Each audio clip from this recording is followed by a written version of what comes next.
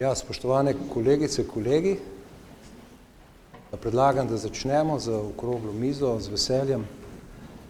Pozdravljam 5 sogovornikov, ki smo jih povabili in so se vsi prijazno odzvali našemu vabilu in z veseljem vas predstavim.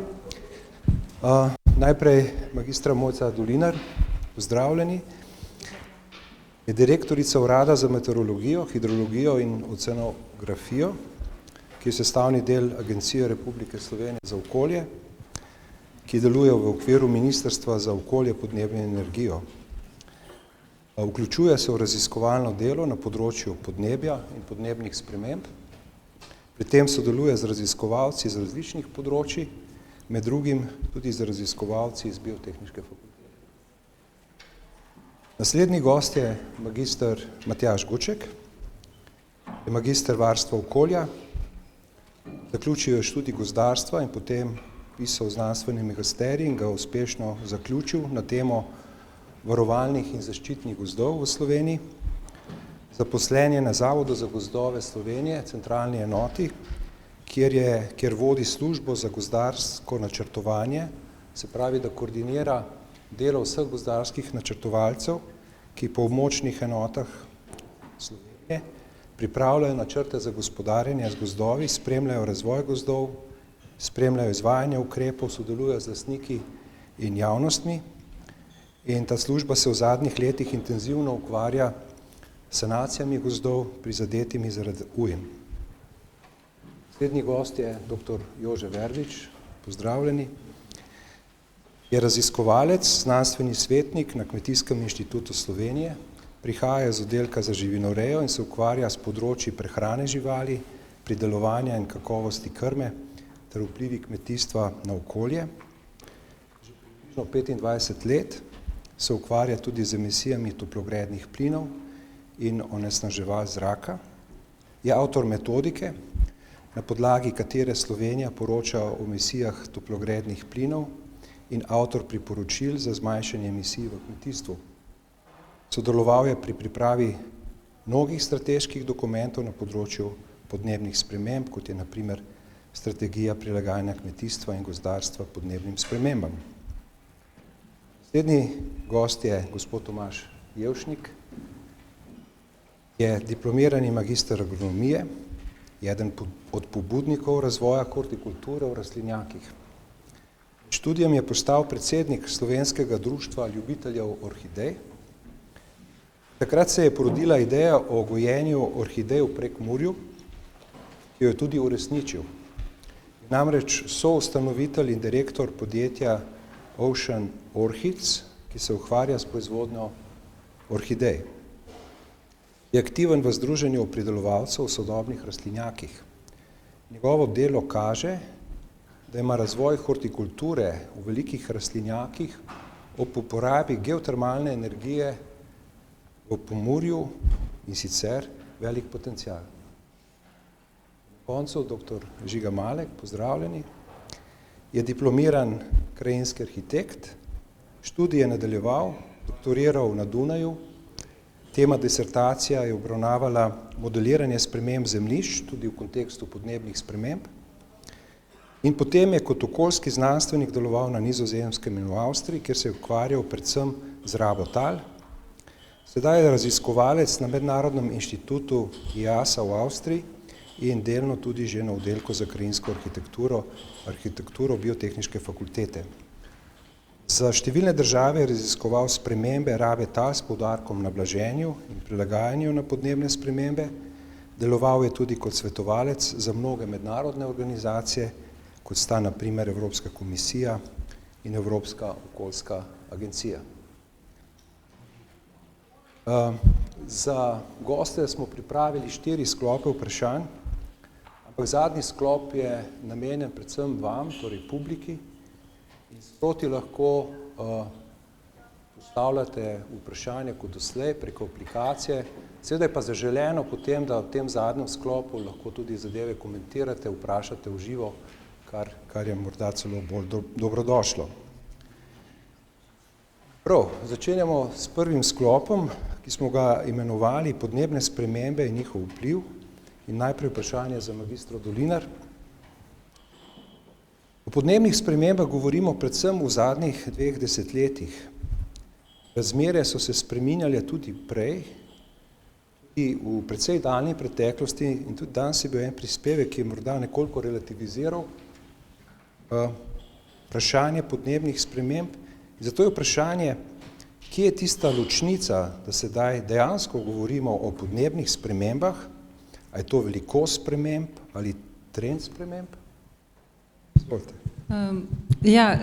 Res je, kot ste povedal, podnebje v zemljini zgodovini je bilo zelo pestro, in smo bili, če pogledamo nazaj, tudi že priča kar velikim podnebnim spremembam, ampak to, kar pa doživljamo predvsem v zadnjih desetletjih, ko pogledamo te zelo strme trende, samo če pogledamo temperaturo, recimo, ki najbolj izstopa, je pa ne toliko velikost, ampak hitrost teh sprememb, kar dokazuje, da je to zelo zaskrbljujoč problem.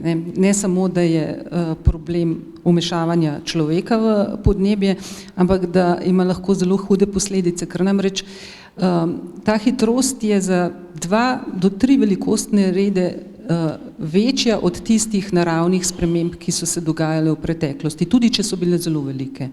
Razen mogoče kakšnih posameznih dogodkov, kot je recimo ta teorija padca meteorita, ko se je res v trenutku spremenilo podnebje, ampak tudi takrat smo bili pa priča v resnici kar veliki spremembi na celi zemlji, tudi kar se tiče ekosistemov. Zato je taka sprememba tako zaskrbljujoča. Tako, ja. Ampak kljub temu je še kar nekaj ljudi, tudi v Sloveniji, ki dvomijo o podnebnih spremembah, mogoče so dvomljivci, pristaši zarot in podobno. S katerimi dokazi, recimo da rečemo statistično značilnimi, bi argumentirali dejstvo, da spremembe, torej podnebne spremembe v Sloveniji so? Če se omejimo samo na Slovenijo, je najbolj očitni trend rast temperature. Ta je tako evidenten in tudi statistično značilen, sploh zadnji 2 desetletji, pa če pogledamo samo zadnjih 60 let, ko se nam je temperatura v bistvu v Sloveniji dvignila za 2,4 stopinje Celzija, je to nekaj, kar nam lahko dokazuje, ampak za tiste dvomljivce je pa najlažje nam dokazati, in to tudi nekako znanstveno dokazati, ne samo na enem samem nizu, ampak tudi s preverjanjem hipotez, s pomočjo modelov.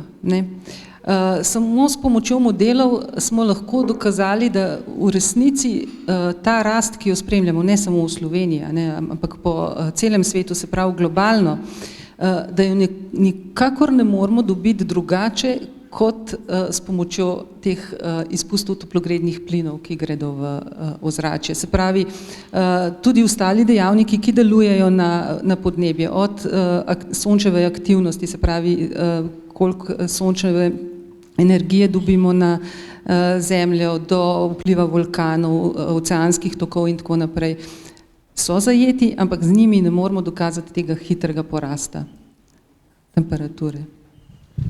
Še eno vprašanje. Dokazi za spremembe srednjih letnih temperatur obstajajo, pa snežna odeja. Kako je pa z drugimi klimatskimi spremenljivkami? Naprimer, če vas kdo vpraša, ali se je vetrni režim statistično značilno spremenil, lahko odgovorite na to vprašanje? Ja, v Sloveniji se ni. In res je, tako kot ste rekli, najlažje dokažemo, da se dogaja nekaj s temperaturo, pa z vsemi tistimi spremenljivkami, ki so tesno povezane s temperaturo. Se pravi, evapotranspiracija se je tudi spremenila, ki je tesno povezana s temperaturo, snežna odeja. Za vse ostale spremenljivke je pa veliko težje napovedati, zato ker so že same po sebi izjemno spremenljive. Se pravi, ta njihova medletna spremenljivost je zelo visoka in statistično značilnostjo ne moremo tega dokazati. Recimo padavine so tak tipičen primer, kjer ne opažamo neke statistično značilne spremembe. Ne. Če smo še kakšne desetletje nazaj celo ugotavljali, da se nam recimo v zahodni polovici Slovenije res statistično značilno zmanjšuje, ne, pa se je ta trend ustavil in celo obrnil, ampak je pa nekaj drugega, ne, spreminja se pri vseh ostalih spremenljivkah tista njihova variabilnost, se pravi spremenljivost, ne, sam režim se pri njih spreminja. Tako da so različni vidiki, ko gledamo spremembe, ne samo neka rast ali upad, ampak tudi drugačno obnašanje, če tako preprosto rečemo. Hvala lepa za tole. Vprašanje za magistra Gučka. V zadnjih letih je evropske gozdove so prizadele gradacije podlubnika izjemnih razsežnosti, uničile nas tisoče, 10 tisoče gozdov, recimo v Nemčiji, Češkem, predvsem v srednjem evropskem prostoru.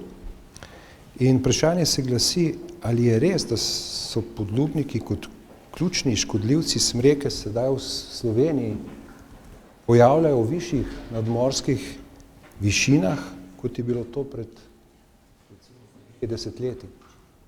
Ja, lep pozdrav še v mojem imenu. Zdaj podlubniki, smrekovi podlubniki so vrsta, ki je vezana na območja smreke in se je pojavljala na območjih, kjer so porasla smreko tudi v preteklosti. To v bistvu ni nekaj takega, da bi se zdaj začelo v višjih nadmorskih višinah pojavljati. Je pa res, da so določene spremembe, ki so pa vplivale na to, da danes lahko pride do se pravi gradacij podlubnikov, prenamnožitev na višjih nadmorskih višinah. Se pravi, če je v preteklosti bilo tudi med gozdarji tak rek, da so površine gozdov nad 1000 metri nadmorske višine varne pred prenamnožitvami podlubnikov, temu danes ni več tako, zato ker se pravi podlubniki imajo namesto ene generacije, kot je bilo v preteklosti v teh višjih nadmorskih višinah, imajo lahko tudi 2 generacije in to pomeni tudi, da se potem prenamnožijo in povzročajo škode. Tako da tudi v zadnjih teh dogodkih, ki so bile tudi gradacije podlubnikov in pa sanitarne sečne na nadmorskih višinah tudi 1500 metrov. Kar pa v preteklosti, saj tisto, kar imamo podatkov, nismo zaznali. Predvsem v zadnjih 2 desetletjih je bilo nekaj izjemnih vremenskih dogodkov, ki so zelo vplivali, torej poškodovali gozdove v Sloveniji, so bili nekih izjemnih razsežnosti skoraj v zgodovinskem kontekstu, če to presojamo od začetka gospodarjenja z gozdovi v Sloveniji. Kateri so te dogodki, katere bi izpostavili, zakaj so tako posebni? Pogosto govorimo o tem, da se kot posledica podnebnih sprememb prihaja do bolj pogostih in pa bolj obsežnih vremenskih ekstremnih pojavov, ki se pa v gozdarstvu ali pa v gozdovih kažejo kot neke biotske pa abiotske motnje. Te motnje so se dogajale vse skozi. V zadnjem obdobju pa res kaže na to, da so bolj pogoste, recimo od leta 2010 je bil to žledolom, katerega posebnost je, da je prizadel večji del države, v preteklosti so bile te stvari bolj lokalizirane, prizadel je 9 milijonov kubikov drevja, potem recimo izpostavil bi leta 2018-2017 vetrolome, ki so tudi prizadeli 3 milijone kubikov drevja in pa temu so sledile tudi gradacije podlubnikov, dodatnih 9 milijonov. Potem v letu 2022, se spomnimo, je bilo to danes že izpostavljeno, je zaradi zelo sušnega poletja prišlo na Krasu do požara ki je prizadel 3700 hektarov, 2900 hektarov v gozdu. Zdaj na območju Krasa to ni neka posebnost, pač požari so tam vedno bili, tudi vsako leto so. Mogoče pa bolj specifično to, da na kraškem območju te požare lahko zaradi dobre organiziranosti lokalizirajo. V tem primeru je bilo pa tako suho, da navkljub res hudim naporom tega požara dolgo časa niso mogli lokalizirati. Glede tega bi izpostavil mogoče še en primer, ki je bil danes tudi že izpostavljen, se pravi, to je pa požar na Potoški gori, 70 hektarov je, se pravi, relativno majhen. Pojavilo se je pa v območju gozdov ali pa v območju Slovenije, se pravi v alpskem delu, kjer so požari relativno redki. Dogodil se je v marcu in takrat je bilo v bistvu taka suša tudi na tem predelu, da je bilo tudi ta požar zelo težko ustaviti. Ne nazadnje so pa v letu 2023 smo bili priča pač najprej vetrolomu, potem pa, ki je pač naredil neke škode, potem je pa sledila še, kar se tiče povodenj, ki je prizadela tudi dolinske predele. Problem pri temu je bilo pa, da je prizadela zelo veliko gozdnih cest in je bila tudi sanacija otežena, tako da se lahko tudi za naprej pričakuje, da bo dosledile gradacije podlubnikov. Še eno vprašanje morda. Velika večina gozdov v Sloveniji je zasebnih. Se pravi, imamo 80% gozdov v zasebni lasti, preko 400 000 lastnikov je. Kakšna je vaša ocena? Ali so ti lastniki gozdov poučeni o podnebnih spremembah? Ali jih sprejemajo in ali so pripravljeni ravnati drugače? Vaše mnenje? Ja, zdaj, kar se tiče tega, smo lansko leto zaključili en projekt, na katerem smo sodelovali z Biotehniško fakulteto, oddelkom za gozdarstvo, v katerem smo tudi to nekako proučevali z različnimi intervjuji. V to smo vključili predvsem velike lastnike gozdov, zasebne velike lastnike gozdov, in skozi te intervjuje ugotovili, da so obveščeni o podnebnih spremembah, do določene mere poznajo, medtem ko so pa tudi tekom pogovora jasno izpostavili, da želijo več teh informacij, predvsem ko gre za bolj detaljne zadeve, se pravi, kateri ukrepi so tisti, ki pozitivno vplivajo na podnebne spremembe, kateri ukrepi so z vidika blaženja, prilagajanja na podnebne spremembe, kateri so finančni mehanizmi za to, pač na ta način je v bistvu nekako predvidevamo, da tudi ostali zasebni lastniki, ki imajo manjšo posest, tudi so do določene mere obveščeni, je pa še zelo veliko vprašanj, pri tem je pa zelo pomembno tudi neko obveščanje, ozaveščanje, izobraževanje prek delavnic, prek različnih vidikov. Hvala lepa. Naslednji sogovornik, dr. Jože Verbič. Bomo zdaj o drevah živalim. Kakšni so učinki podnebnih sprememb na zdravje in počutje živali? Ali so ti vplivi kažejo v Sloveniji? In pa še dodatno, kaj pa vplivi na količino in kakovost krme? Ja, hvala lepa, lepo pozdravljeni. Ja, seveda, ti vplivi se kažejo tudi v Sloveniji, čeprav imamo lastne rejske programe in najboljše živali odbiramo v razmerah, kot vladajo v slovenskih hlevih in na pašnikih. Te živali vendar niso tako drugačne od živali kjerkoli drugje. Če govorimo o govedu, govedo je zelo občutljivo na vročinski stres, ima omejeno zmožnost znojenja. Moramo vedeti, da te živali, sploh če govorimo o živalih, ki veliko proizvajajo, zaužijajo veliko krme, veliko energije in del te energije se izgublja.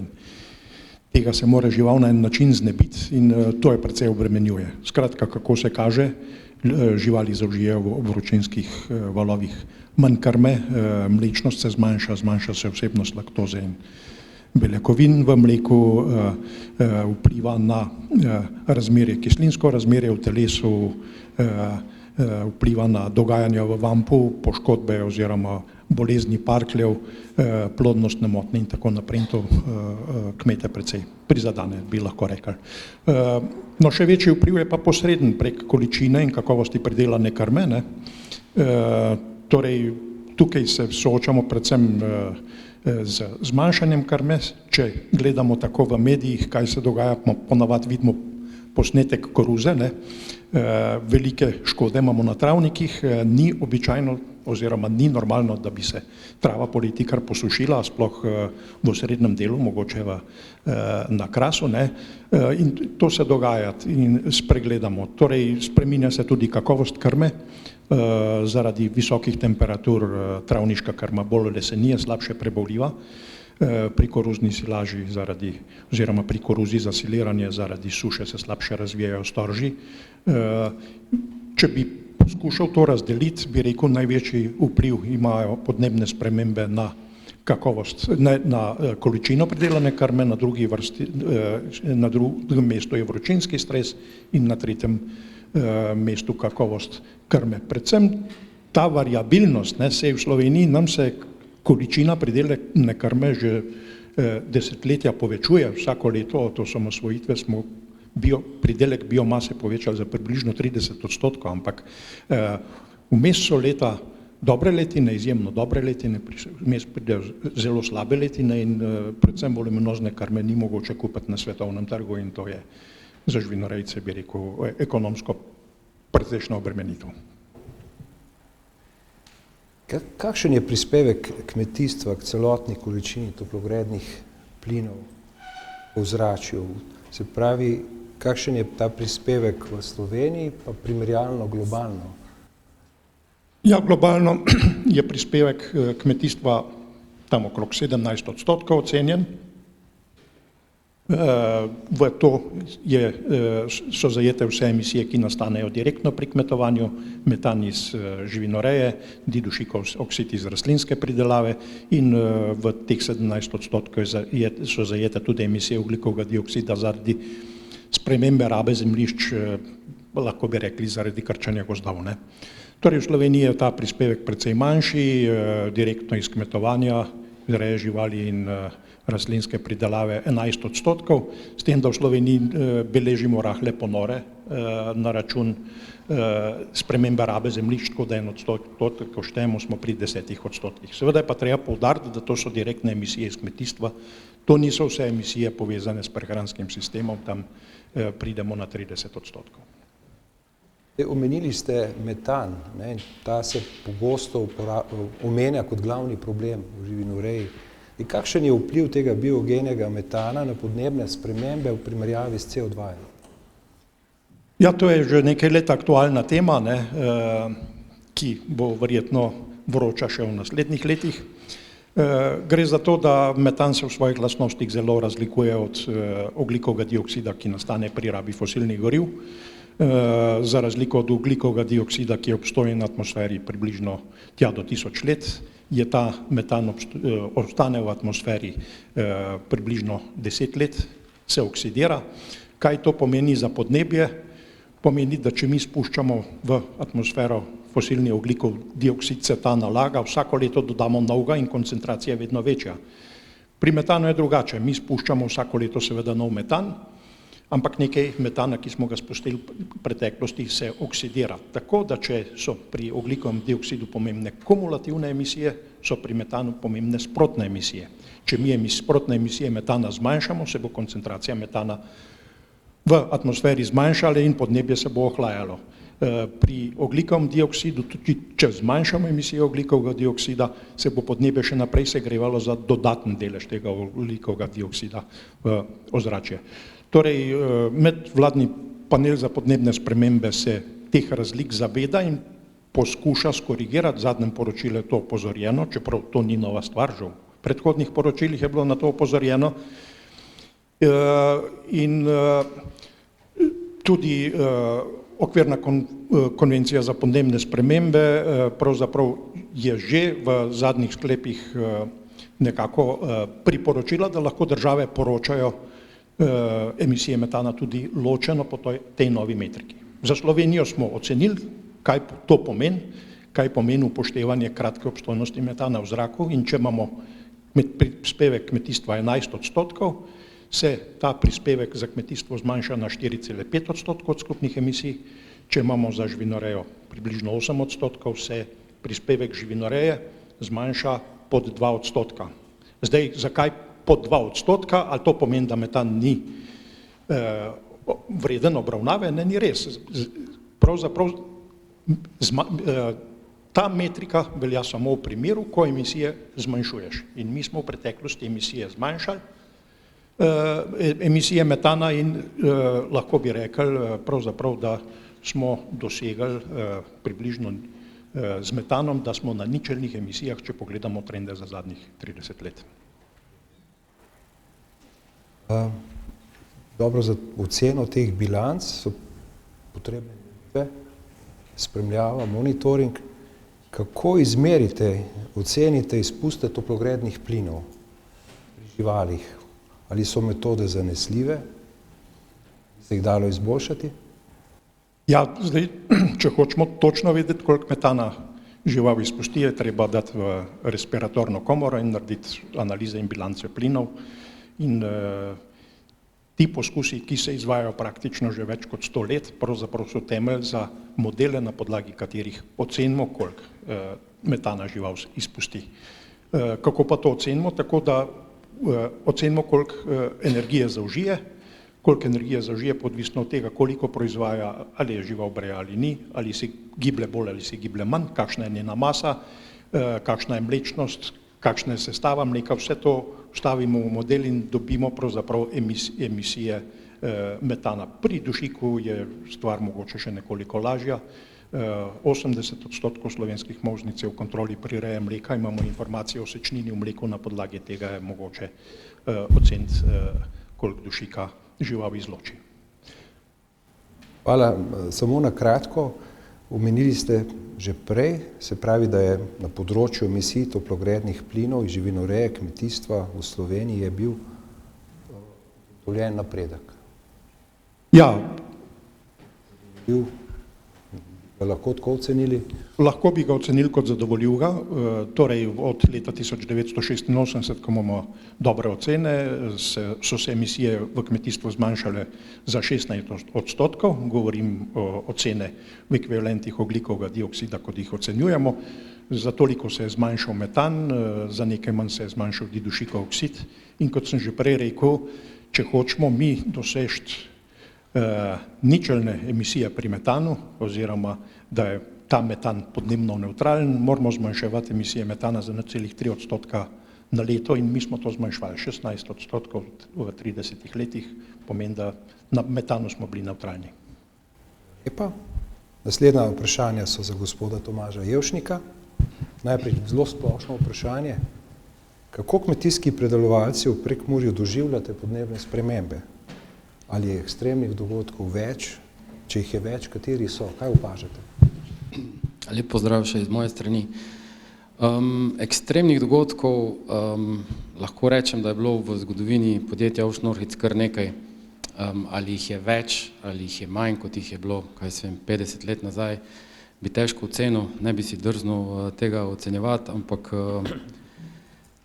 skoraj vsako leto se zgodi nekaj, čemur lahko rečemo, da je nenavadno, ali je to bolj sušno leto, kjer nam zmanjkuje vode, ali je to bolj vodnato leto, kot je bilo preteklo leto, kjer je vode preveč in jo dejansko moramo odliti, do nenavadnih točk, kot se je zgodila leta 2018, ko je 2. maja padla toča velikosti golf žogic, do strašnega mraza, tam do minus 23 stopinj zmerjenih leta 2006. V glavnem, dogodkov je kar nekaj, zelo podrobno jih spremljamo zaradi vseh aparatur, ki imamo nameščene v rastlinjaku in izven rastlinjaka. Vsekakor pa rastlinjak je odporen na te stvari in jih veliko lažje prenese, kot pa neka zunanja proizvodnja klasičnega kmetijstva. Pričakovano vprašanje, verjetno, zakaj rastlinjaki? Ali so povezani s podnebnimi spremembami, nekaj ste že nakazali? In kakšne so razmere pri tem načinu pridelave, se pravi pri vas v Prekmurju in Sloveniji? Rastlinjak je že po definiciji zaščiten prostor, torej ščiti rastline pred zunanjimi vplivi. To je v vseh desetletjih ali pa stoletjih razvoja zaščitenih prostorov od hladnih gred, toplih gred, preprostih zastirk in na koncu rastlinjakov. Dejansko res dober način, dokazano odličen način zaščite pridelka in povečevanja proizvodnje na kvadratni meter. Rastlinjaki so z leti dobili eno čist drugo tehnološko dimenzijo z računalniškim nadzorom, z elektrifikacijo vseh sestavin rastlinjaka, kjer se vpliva na vse parametre od temperature, vlage, svetlobe. Predvsej olajšali delo lastniku, torej vrtnarju, ki skrbi za rastline. Torej, rastlinjaki so visokotehnološki objekti, ki dejansko omogočajo, računajo med 10 in 15 krat večje pridelke na kvadratni meter kot pa klasično kmetijstvo. Kako je pa zdaj s vprašanjem energije, energentov, a so moderna tehnologija rastlinjakov, mislim, da izvira predvsem iz Nizozemske, iz ZDA, a prispeva k varčnejši porabi energentov in s tem tudi na nek način zmanjševanju stroškov proizvodnje v luči podnebnih sprememb? Tehnologija večinoma izvira iz Nizozemske. Mi pravimo, da kjerkoli stoji rastlinjak, je nekje Nizozemec se skriva ali že bil in šel ali bo še prišel, v glavnem rastlinjaki so dejansko nizozemska domena, če ne drugače že z sadikami ali semeni. Rastlinjaki so, bom rekel, na Nizozemskem bili razviti v kombinaciji s kogeneracijskimi enotami. To je njihov princip delovanja, kjer kurijo plin, delajo elektriko, presežke elektrike prodajajo v omrežje, toplotni del kogeneracije pa uporabijo za ogrevanje rastlinjaka. To je njihov sistem in funkcionira v njihovem okolju. V našem okolju, prej nisem dokončal vašega vprašanja, kako je v Prekmurju. Geotermalna energija je biser našega okolja in je definitivno treba se osredotočiti na ta princip ogrevanja rastlinjakov, ki je vsekakor manj obremenilen za okolje in mi se ga s pridom poslužujemo že od samega začetka. Geotermalna vrtina omogoča, da, bom rekel, 98% dni v letu zadošča za ogrevanje tudi tako toplotno zahtevnega pridelka, kot so orhideje. Tistih 15 dni, 20 dni oziroma noči, odvisno od leta, zopet kako pač močna zima je, se v našem primeru dogreje s plinom. Tehnologija pa je šla zelo naprej. Tudi mi, moram reči, da smo že odkar smo štartali pa do danes, v letošnje leto smo prav primerjali, oziroma bom rekel preteklo zimo, porabimo samo 20% plina v primerjavi z letom 2006, zimo 2005-2006, od koderkoli že pride. Torej, napredki se dogajajo tudi v časovnem obdobju našega podjetja. Še zadnjo kratko, prosim za kratek odgovor, bolj mnenje. Kakšna je vaša napoved sprememb v pridelavi rastlinskih produktov v Prekmurju?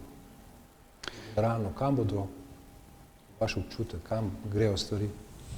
Jaz mislim, da želel bi si več rastlinjakov, se mi pa zdi, da jih kaj dosti ne bo, ker so postopki toliko zahtevni, da je redko kdo dovolj trdoglav, da bo šel čez vse.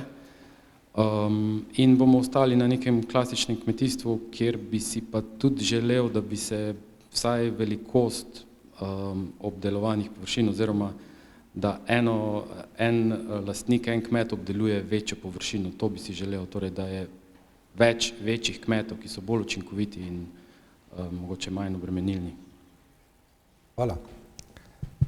Zdaj še set vprašanj za dr. Žigo Maleka. Prvo vprašanje, zelo enostavno, delovali ste v tujini, v Avstriji, Nizozemski. Imate dober vpogled v problematiko podnebnih sprememb, prilagajanj, blaženja. Ali v teh deželah odziv prebivalstva, institucij, vlad na podnebne spremembe bistveno drugačen kot v Sloveniji? In če je, v čem je ta razlika? Ja, najprej hvala za vabilo. Je bilo zelo zanimivo. Moram reči, da sem mislil, da veliko vemo o učinkih podnebnih sprememb, zdaj se pa še termitov bojim po to novem.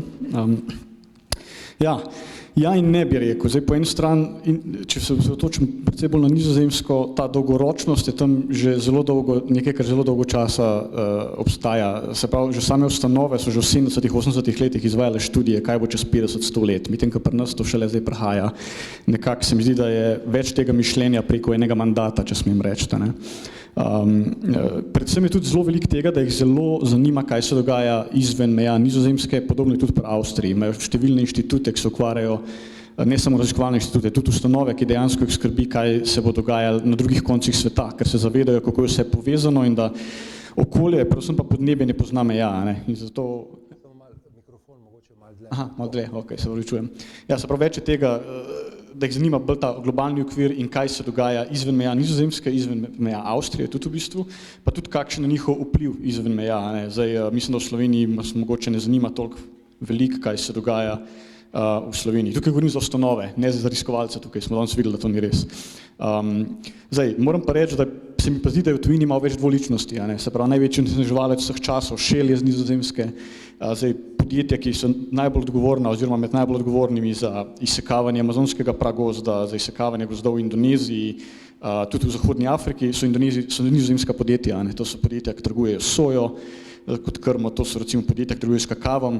Jaz sem živel blizu, ko se reče, pražarnice kakava na Nizozemskem, kjer je, mislim, da je šlo 40% vsega svetovnega kakava skozi tam. Tako da po eni strani so zelo taki odprti, hočejo videti, kaj se dogaja po svetu, financirajo projekte, zanima jih, kaj se dogaja z okoljem v Afriki, Južni Ameriki, po drugi strani pa in njihova nekak gospodarska mantra, uničevanje okolja po celem svetu. Tako da bi rekel, da Slovenci imamo manj tega dolga, tako da smo nekako bolj, čeprav se mogoče tega manj zavedamo, imamo tudi manjši dolg svetu z tega vidika. Ukvarjali ste se z modeliranjem sprememb rabe zemljišč in to bolj na veliko prostorski ravni. Kaj je zdaj posebnost tovrstnih raziskav, kje so morda slabosti, prednosti in kje je tu meja med krajinsko znanostjo in okoljsko znanostjo? Ja, bi rekel, da neke meje ni, da je nujna krajinska znanost, ko govorimo o okolju, predvsem zato, ker danes je eden omenil, da ljudje smo nepomembni, da imamo majhen vpliv na okolje, v resnici smo mi že 77% zemeljskega površja neposredno spremenili. Tukaj ni vključena Antarktika, da dodam. Se pravi, kar nismo še spremenili, so v bistvu področja, katerih tako ne moremo uporabiti, recimo puščave, poli in tako naprej. Zakaj pomeni neposredno spremenili? Spremenili smo jih v kmetijske površine, spremenili smo sestavo gozdov, pozidali smo, izsušili smo mokrišča in tako naprej. Tako da imamo velik vpliv in kar je zelo pomembno, da to se dogaja že dlje časa kot samo 100 let, 200 let. Že od vsega začetka smo požigali, stare civilizacije so namakale recimo, in so s tem tudi posredno degradirale okolje in tako naprej. Imamo precej dobre zapise s tem, tako da ja, je to zelo pomembno in neko veliko merilo je pomembno ravno zato, ker kot sem omenil, raba tal, skozi to smo neposredno spremenili 77% ekosistemov, se pravi vpliva na biotsko raznovrstnost, spremenili smo vodno bilanco, se pravi te površine, recimo kmetijske porabijo globalno gledano 70% vse vode, sektor rabe tal je drugi največji sektor oziroma vir izpustov toplogrednih plinov, tu ne velja samo pomen kmetijstva, ampak vse ostale povezane v sektorju rabe tal. Nekje do 60 je bil celo prvi, potem je tu še polno ostalih vplivov, recimo na degradacijo kakovosti tal. Tako da bi rekel, da je to nek ključna znanost, ta disciplina, ko govorimo o teh spremembah. So pa seveda slabosti tega globalnega, Slovenija recimo je samo par pikslov ponavadi in zelo pogosto se zgubi, te kulturne značilnosti se zgubijo, pa kakšne ostale bolj pomembne stvari. Po drugi strani pa tudi, kar je ena dobra stvar, dobiš zelo dobro pogled v te, ko bi rekel, flowe med različnimi državami, vidiš, kakšen je ta prenos energije, ali krme, ali živali, ali solate, ali avokadov iz, Čila v Evropo in vidiš, kakšne količine to so, koliko je to ene vode ukleščene, ki pride k nam v Evropo ali pa kakršnekoli drugih dobrin. In potem vidiš, kakšen vpliv imamo prebivalci sveta v enem koncu sveta na drugi konec sveta. Hvala, morda še eno vprašanje za vas, ker imate dober pregled nad rabami zemljišč v širšem prostoru. Evropi, svetu. Zdaj, če to ocenjujete z vidika trenutnih, še bolj pa prihodnih podnebnih razmer, v čem je problematika te rabe, recimo, če upoštevate poljedelske kulture, površine za pridelavo krme in podobno? Ja, zdaj, če pogledam malo ta evropski kontekst, ne, zdaj Evropa je nekje od 60 let, imamo tretjino več gozdov, imamo 19% manj pašnih površin, 17% manj obdelovalnih površin, več kot tretjino več prebivalstva. Se pravi, to se sliši, da smo izvedeli nek čudež, ne. V bistvu pa tudi v 90 let smo zmanjšali število goveda, zmanjšali smo izpuste, ne samo v Sloveniji, nasploh v Evropi, za četrtino, zmanjšali smo porabo gnojil za četrtino, se pravi, vse kaže, da je to neka zgodba o uspehu, ne. Podvojili smo recimo površino zavarovanih območij narave, recimo kot Natura 2000. Istočasno smo postali bolj odvisni od območij izven Evrope, se pravi, ja, naš vpliv smo samo prenesli drugam. Evropska okoljska agencija tako ocenjuje, da 60% evropskega površja mi potrebujemo izven Evrope za naše navade. To je tako za prehrano, recimo za krmo, potem biogoriva, palmovo olje je en tak primer, ne, uvozimo ga toliko, da je to za 10.000 kvadratnih kilometrov površin v Indoneziji, to je polovico Slovenije, ne.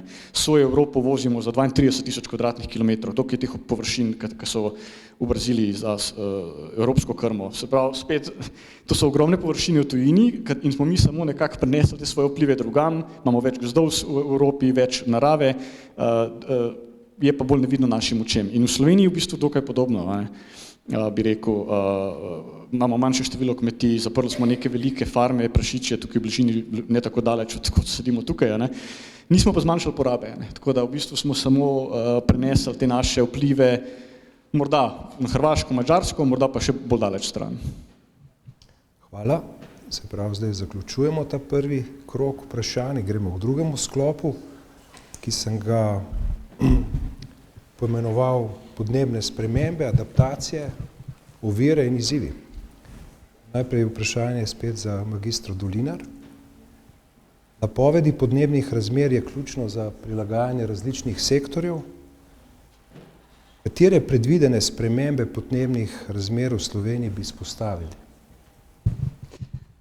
Ja, sprememb bo v resnici kar zelo veliko, ja, pa če izpostavimo samo tiste, ki nas bodo najbolj prizadele, ne, pa na katere se pravzaprav že moramo danes prilagajati.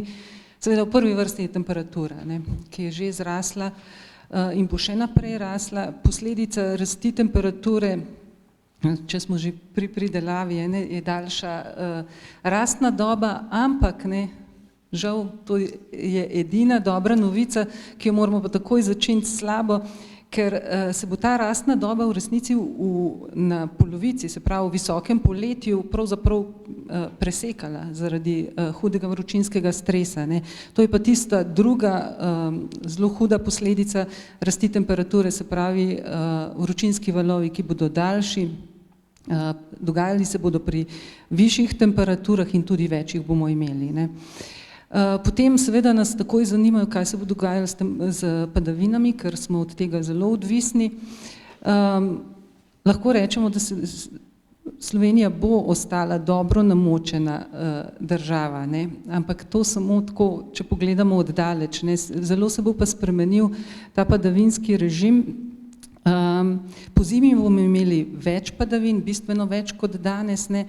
Ampak velika težava bo, ker ne bodo več v obliki snega. Naši ekosistemi so navajeni na sneg. Mi sneg zelo hitro povežemo s športom pa s smučanjem, ampak to ni glavni problem. Problem je, da zgubljamo ta naravni zadrževalnik vode.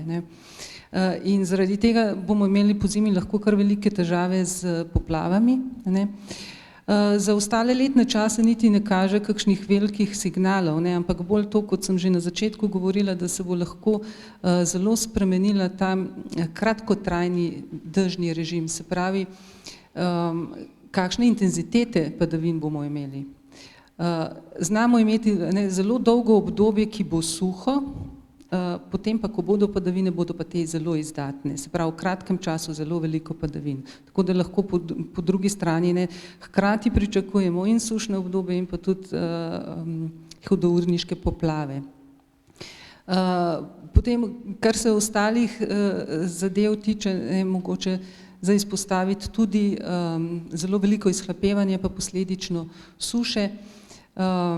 In pa v Sloveniji kljub vsemu smo pomorska država, imamo del obale, ne, in posledice podnebnih sprememb je tudi dvig morske gladine, ne, ki jih bomo priča, se pravi vedno več tudi teh poplavljanja morske obale. Drugo vprašanje, ki me zelo zanima, no, je odgovor. Danes je bilo že omenjeno, ne, da je posledice podnebnih sprememb so ekstremni vremenski dogodki, ki so do neke mere stohastični. Ko se zgodijo, jih pripišemo podnebnim spremembam, verjetno bi se lahko, ali pa so se zgodili tudi prej, ampak kot kaže, narašča vse pogostejši so, močnejši. A je to zdaj ta razlika zaradi podnebnih sprememb, ali je razlika tudi v tem, da se ekstremni dogodki pojavljajo na območjih, kjer se prej niso, ali oboje? In seveda, kako bi lahko izboljšali napovedi pojavnosti ekstremnih dogodkov? Zelo kompleksno vprašanje, ja. Res je, ja. Ekstremni vremenski dogodki so že po sami definiciji so redki in jih zato tudi veliko težje proučujemo, ker imamo pač majhen vzorec in težje je tudi dokazovati, ali se z njimi kaj dogaja ali ne. Kot je gospod že prej omenil, težko reče, da je več ekstremnih dogodkov v Prekmurju. Ampak kljub temu, ne, res je, ne, da to ne samo s pomočjo opazovanj, ampak tudi s pomočjo modelov, lahko dokažemo, da jih je več. Se pravi, da so posamezni dogodki, ekstremni vremenski dogodki bolj frekventni, se pravi, se bolj pogosto dogajajo in ko se recimo določen dogodek zgodi, tak kot je bil lanski avgustovski, ne, mu lahko na nek način pripišemo, kolikšen delež se je zgodil zaradi podnebnih sprememb, ne. Najbrž bi se lahko v zelo dolgi zgodovinski dobi Zemlje tudi zgodil tak dogodek, ampak verjetnost, da se je zgodil, je pa zaradi podnebnih sprememb bistveno večja, ne.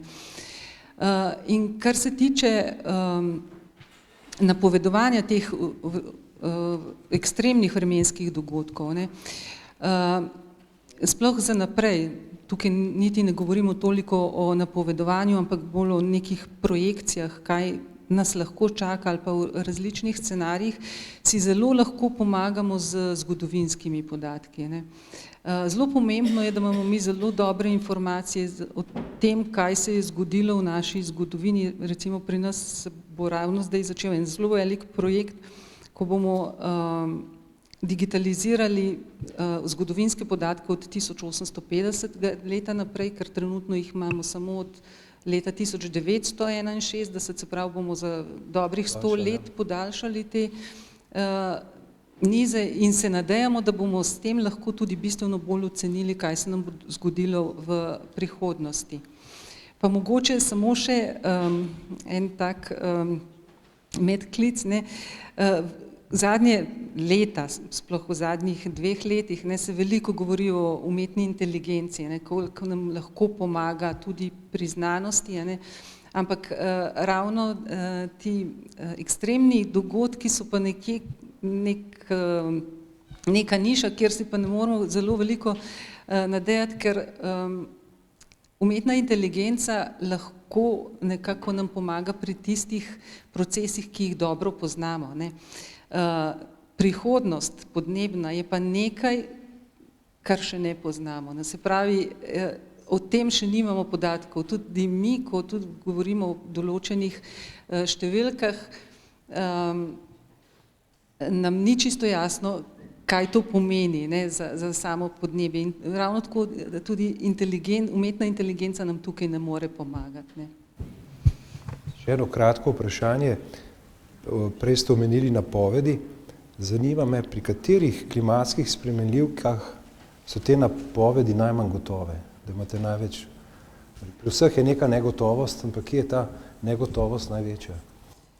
Pravzaprav pri vseh drugih, razen pri temperaturi, ne, lahko rečemo, ker so vse ostale nekako vezane na, ali pa same po sebi imajo zelo veliko spremenljivost in vezane so na take procese, lahko rečemo, v tako majhni skali, da jih ne moremo natančno modelirati. Ne. In pri vseh tistih imamo potem probleme. Padavine so tak tipičen primer. Hvala lepa. Nekaj vprašanj za magistra Vučka. Te adaptacije v gozdarstvu, katere so zdaj že prilagoditve, ki jih izvajate, drugačni ukrepi, spremembe v pristopih? Lahko to pojasnite? Ja, tako kot je bilo že omenjeno, imamo v Sloveniji tradicijo trajnostnega, sonaravnega in mnogonamenskega gospodarjenja z gozdovi. To pomeni, da na isti površini zagotavljamo zadostne količine lesa in pa hkrati tudi vplivamo ali pa zagotavljamo druge funkcije gozdov in ugotovilo se je, da večina ukrepov, ki jih že izvajamo, gre v sozvočje s optimizacijo ponorov ogljika. Tako da imamo zelo dober sistem, imamo dobro osnovo, so pa potrebne določene spremembe. Predvsem, kar se tiče, vsi ukrepi morajo iti v smer povečevanja odpornosti gozdov in pa zmanjševanja ranljivosti gozdov.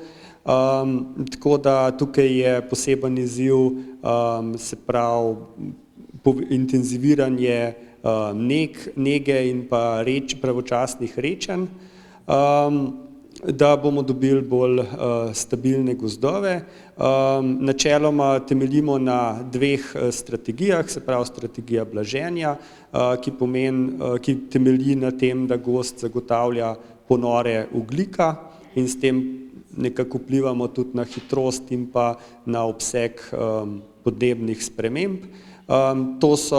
Tukaj v tem delu imamo predvsem podaljševanje proizvodnih dob v tistih predelih, kjer s tem ne vplivamo na ogroženost cestojev. Potem so to prepuščanje določenih predelov naravnemu razvoju in podobni ukrepi. Potem je tudi se pravi raba lesa, da se kvaliteten les uporablja trajno v trajnih izdelkih, da se slabša kvaliteta zamenja za ogrevanje fosilna goriva. Potem imamo pa drug pristop, je pa prilagajanje na podnebne spremembe. To so pa vsi ukrepi, ki izboljšajo odpornost pa zmanjšajo ranljivost. To so predvsem ukrepi, s katerimi zagotavljamo bolj primerne zgradbe sestojev, ne toliko enomerne, se pravi mozaično strukturiranje, tam, kjer je mogoče tudi temeljiti na prebiralnem gospodarjenju z gozdovi, potem, da uporabljamo rastišču primerne drevesne vrste, tudi da drevesne vrste upoštevamo tiste, ki so z vidika razvoja podnebnih sprememb imajo v bistvu širšo prilagoditveno sposobnost, se pravi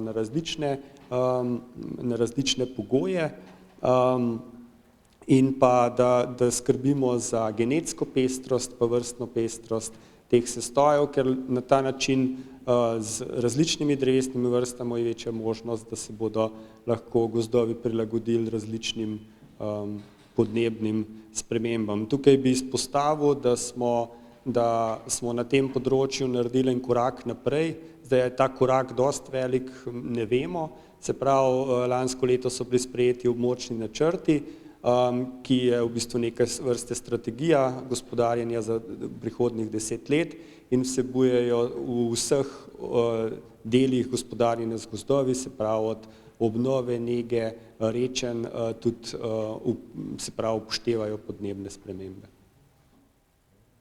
Danes je bilo že v debati omenjena drevesna sestava gozdov.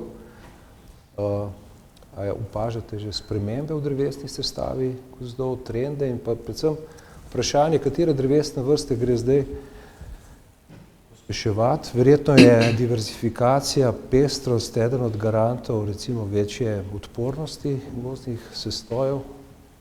Ja, zdaj, kar se trendov tiče, se pravi, zmanjšuje se delež smreke na račun pač gradacij podlubnikov, povečuje se delež listavcev, predvsem bukve. Zdaj, kar se pa tiče prihodnega razvoja, pa kot je bilo že omenjen, je, kar se tiče razvoja podnebnih sprememb, kar velika negotovost. Še večja negotovost je pa, kar se tiče, kako se bo gost odzval in katere vrste v bistvu se bodo prišle. Tako da na temu področju se pričakuje, da podnebne spremembe bodo vplivale, tako kot je bilo rečeno, tudi na dolžino rastne dobe, na konkurenčnost med vrstami, na rastne razmere. Kar se pa tiče se pravi drevesne sestave, se pričakujejo, da se bodo vrste nekako areal pomikal bolj proti severu in pa v višje nadmorske višine. Pričakuje se, da bo smreka v južnem delu Slovenije bolj kot ne v manjšem deležu ali pa jo sploh ne bo in bo obstala predvsem v severni Sloveniji, v alpskem predelu. Potem bukev bo tudi zaradi, tako ki je bilo že prej omenjenega, tega suhih ali pa vodnega stresa, bo lahko na določenih rastiščih jo nadomestili različnih rasti. Potem, kar se tiče mediteranskega dela, se zaradi požarov, suše pričakuje, da bo več nekega grmičastega sloja. Tako da, kar se pa tiče strategij, tako kot je bilo že prej vprašanje glede tudi Douglazije, se pravi, strategija je taka, da temeljimo še vedno na naravni obnovi, kar pa pomeni še tudi, da gremo z dopolnilnimi sadnami, predvsem za povečevanje pestrosti, raznolikosti drevesne sestave. Douglazija je pač tujerodna vrsta, v Sloveniji imamo tudi določeno zakonodajo, ki omejuje pač umeščanje, ampak v območnih načrtih, ki so bili tudi presojani v okviru celovite presoje vplivov na okolje, je bilo določeno, da 3 tujerodne vrste v Sloveniji, ki so že prisotne, ki so se nekako izkazale kot dobre, da se jih ne zatira, to so Douglazija, se pravi črni oreh in pa robinja. Douglazijo se pa ohranja na tistih delih, ki se pomlajuje in pa sadi na primernih rastiščih. Se pravi, tle je treba izhajati iz samega rastišča, kje bi bila primerna. Se pravi, pričakuje se na določenih jelovih rastiščih, jelovo-bukovih določenih rastiščih in pa gorskih bukovih. Hvala za te odgovore. Naslednji sogovornik Jože Verbič. Tukaj se postavlja vprašanje konkurenčnosti, prilagoditvene tehnologije reje, ki prispevajo k zmanjševanju izpustov toplogrednih plinov, ali so konkurenčne? Ali se to celo izključuje, ali je možno oboje? Ja, v večini primerov so konkurenčne. Mi moramo vedeti, da z metanom izgubljamo v ozračje energijo, ki bi jo živali lahko naložile v mleko, meso in jajca. In z dušikovim oksidom, pa z amoniakom in drugimi dušikovimi plini izgubljamo v okolje dušik, ki je rastlinsko hranilo in bi ga lahko koristno izrabili za njihovo rast. Torej, zgodovinsko to tudi kaže, nenazadnje mi smo pri reji mleka v Sloveniji emisije metana na liter prirejenega mleka zmanjšali od približno 45 na 25 gramov na kilogram mleka in to ni rezultat naše podnebne politike. To je rezultat pritiska trga in drugih vzgibov, da so rejci to naredili. Zdaj so pa tudi nekateri ukrepi, ki so pa investicijsko zelo zahtevni in bojo potrebovali podporo, tudi materialni stroški so lahko veliki, recimo trenutno imamo na evropskem trgu registriran en dodatek za zmanjševanje emisij metana iz vampa, ki je precej učinkovit, za 30% zmanjša emisije. Je pa nekako, bi rekel, monopolno dostopen. Spet imamo eno nizozemsko firmo, ki stoji za njim in strošek tega dodatka je 100 evrov po kravi na leto. In kmetje tega ne bojo pokrivali iz svojega žepa. Ne? Kakšen je delež izpustov direktno iz živinoreje in kakšen posredno iz pridelave krme? Kakšno je to razmerje? Ja, to razmerje trenutno po tem vrednotenju metana, kot ga poznamo, 3/4 iz živinoreje in preostanek iz pridelovanja krme. Če bi metan korektno vrednotil, se to razmerje spremeni približno 60% pridelovanje krme in 40% direktno iz živinoreje, tako da pravi izzivi nas čakajo pri pridelovanju krme. Gre za manjšo porabo energije pri tem, gre za manjšo porabo mineralnih gnojil, ki sicer ne povzročajo emisij v Sloveniji, ampak bi rekel, en ogljikov odtis živila je treba to upoštevati in treba je zmanjšati emisije didušikovega oksida. Ali menite, da bi sprememba prehranskih navad, več hrane rastlinskega izvora, alternativni viri živalskih proteinov, bi to prispevalo k zmanjševanju izpustov toplogrednih plinov? Pavšalno težko odgovorim na to, ne, odvisno je od tega, o kakšnem mesu govorimo in o kakšni rastlinski hrani govorimo, ne, in o kakšnih nadomestkih mesa, če gremo v to smer, ne. Zdaj, če gledamo zgodovinsko, ne, zakaj bi pojemal bistveno več mesa, kot so ga pojedli naši starši. Ampak to, da ga pojemo več, k temu je prispeval razvoj živinoreje, ki je bistveno učinkovitejša in ker je bistveno učinkovitejša, spušča tudi manj toplogrednih plinov. Torej pred 100 leti, ko so jedli bistveno manj mesa kot zdaj, smo imeli v Sloveniji približno 2-krat več goved, kot jih imamo zdaj. Imeli smo približno 4-krat več prašičev, imeli smo 5-krat več konj, pa kljub temu ni bilo mesa, ni bilo mleka, ni bilo jajc. Ne. Se pravi, pomembno je, kakšno jemo in tudi, če zdaj pogledamo ena govedina do druge govedine, mleko do drugega mleka, razlike v emisijah so približno 4-kratne in enako velja za rastlinska živila. Glede na drugih nadomestkov, se pravi, govorimo o insektih. Insekti niso nova stvar, marsikje v svetu jih uporabljajo. Vprašanje je, kako bo s tem v Evropi. Zaradi tega, ker seveda si marsikdo predstavlja, da bomo insekte krmili z ostanki hrane, ampak v Evropi to seveda ni dovoljeno. Pri laboratorijski živinoreji vidim to pomanjkljivost, da ne zagotavlja drugih ekosistemskih storitev, kot jih zagotavlja klasična živinoreja. Sicer pa potrošnik, če si želi to in ono, verjetno mu bomo to zagotovili in odtis zagotovo ni tako velik, da bi se bilo treba ozirati pri uživanju živil na toplogredne pline. So pa druga okoljska vprašanja povezana z živinorejo, ki jih je pa treba prav tako enakomerno obravnavati, zdaj so nekoliko v senci. Hvala lepa. Vprašanje za gospoda Jevšnika. Zdaj v prednosti gojenja v rastlinjakih ste že rekli. Zdaj, če nam zaupate pa poslovno plat, kakšna je primerjava recimo vaših poslovnih rezultatov v primerjavi s tujo konkurenco, ki izvaja to produkcijo v rastlinjakih? Čem ste mogoče bolj konkurenčni, manj konkurenčni? Kaj to pomeni z vidika konkurenčnosti? Vsekakor se pozna to, da uporabljamo geotermalno energijo in se tu par procentov definitivno skriva v tem.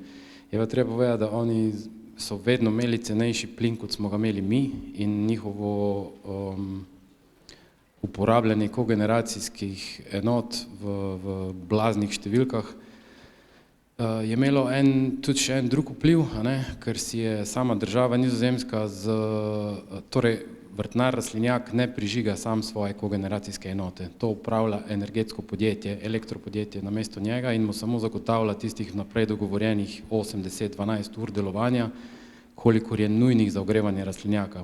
Torej, hortikulturni sektor, ki temelji na kogeneracijskih enotah na Nizozemskem, je zelo pomemben dejavnik rezanja konične porabe elektrike v državi. Torej, tudi zato so imeli zelo subvencionirane cene plina, ker so pač reševali problem državni, a ne? In so bili zelo poceni, kar se tega tiče. Elektrika je bila poceni, plin je bil poceni in jih tukaj povoziti v smislu geotermije se jih ne da. Na to čakati je brez veze, tudi zdaj, odkar je vojna mogoče spremenila celo stvar.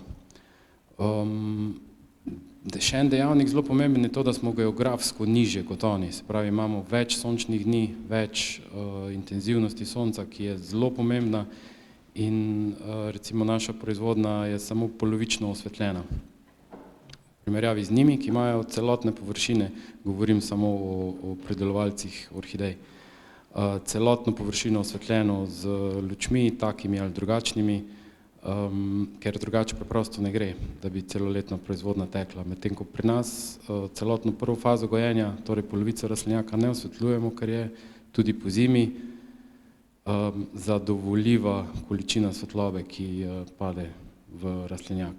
Torej, tu je prihranek, tu se tudi naš vpliv na okolje je nižji zaradi tega, ne samo zaradi geotermije, ampak tudi zaradi tega, ker veliko manj elektrike porabimo. Je pa tu nekje meja, ne? Nižje greš geografsko, večji problem nastane z prekomernim obsevanjem sonca in prevročo klimo, kar je recimo problem v Španiji, ki je eno velikansko središče poleg Nizozemske. Torej, drug hortikulturni center je Španija, ne? Vedno govorimo v Volšni Orhic, da bi lahko Panonska nižina bil tretji center hortikulture pod steklom zaradi prednosti, ki sem jih že naštel, torej ravnina, sonce, geotermija. Vaše mnenje, ali lahko visokotehnološke pridelave v Sloveniji povečajo samooskrbo z vrtninami? Ali bi po vašem mnenju lahko na ta način zagotovili slovenskemu prostoru prehransko neodvisnost? Na področju teh nekaj artiklov, ki se jih da v rastlinjaku uspešno gojiti, kot so paradižnik, paprika, kumare, bučke, solata, pa še kaj sem pozabil, vsekakor. V Sloveniji bi lahko na, na niti ne tako veliki površini grobo ocenjeno nekih 60-70 hektarjev pokritih površin imeli samozadostnost na področju teh tipov zelenjave, če je to komu v interesu. Ne bi si upal trditi, da se bo to zgodilo v kratkem, zaradi številnih ovir, vsekakor pa se to dogaja veliko bolj rapidno na Madžarskem in tudi na Hrvaškem. Rastlinjaki se veliko bolj hitreje gradijo tam, tudi na Poljskem recimo, ne? Ker prepoznavajo pomembnost te proizvodnje in prehranska neodvisnost je pomembna stvar. Ravno včeraj sem slišal, da smo samo še 16% neodvisni na področju vse hrane, torej ne samo rastlinske, ampak tudi živalske hrane. Torej nek skupen procent je samo še 16% v Sloveniji, kar je grozno nizka številka. Mogoče še to, slišali smo zdaj o prednostih rastlinjakov, ali obstajajo kakšni negativni vplivi recimo na degradacijo kmetijskih zemljišč? Mi smo, Volšna Orhica je že od vsega začetka pozicioniral na degradirano območje pri Dobrovniku, ki je v bistvu bilo historično pašniško območje z zelo slabo zemljo in mislim, da je to pristop, ki bi ga mogli ubrati za izdajo gradbenih dovoljenj, torej postavljajo se naj tam, kjer je zemlja preslaba za neko intenzivno kmetijstvo z nekimi normalnimi donosi. Takih zemljišč je v Pomurju dovolj za tisto količino hektarjev, ki sem jih prej omenil, ne? Torej to je definitivno predpogoj. Imamo pa tudi primere, na Nizozemskem vidimo, da se rastlinjaki odstranijo, a ne, iz pozicij, kjer so bili po 20, 30, 50 let, se odstranijo, sicer ne zato, da se tam naredi polje, ampak da se mesto širi, zgradi cesta. Si pa predstavljam tudi, da bi lahko rastlinjak, ki ima samo točkovno temelje in nekaj malega linijskega temelja v perimetru, odstrani in se v parih letih zemlji vrne neka vsaj enakovredna rodovitnost, kot je bila pred postavitvijo rastlinjaka. Torej, ne vidim težav. Lepa. Še vprašanje za Eka. Sicer vi ste okoljski znanstvenik in pogledi na kmetijsko rabo so lahko drugačni od tipično recimo kmetijskega. So to morda dejstvo, da vi zagovarjate, da je treba v Evropi zmanjšati proizvodno živil živalskega izvora, kar je lahko za politiko, kmetijsko politiko občutljivo vprašanje. Kako bi to argumentirali? Ja, ne najprej popravim.